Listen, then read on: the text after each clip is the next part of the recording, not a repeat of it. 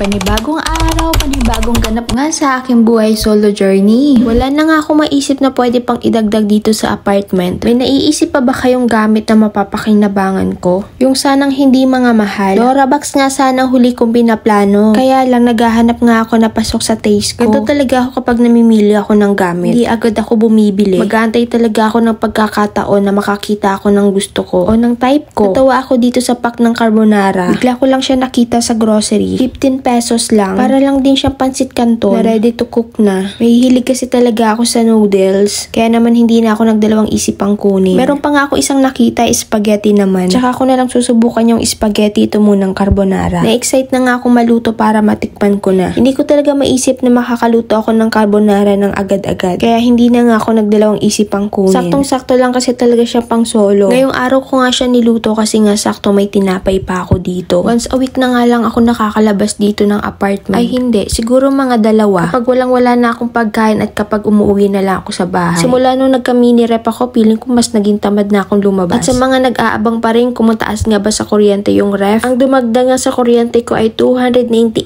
pesos. Sa loob nga yan ng isang buwan. Ano sa tingin nyo, makikuryente ba siya kapag ganun yung dagdag? Hindi ko rin tinatanggal yung pagkasaksak niya. Kasi makikuryente daw kapag tinatanggal pa. Kahit nga aalis ako dito sa apartment, hindi ko na talaga siya tinatanggal. Okay naman pala yung lasa ng carbonara.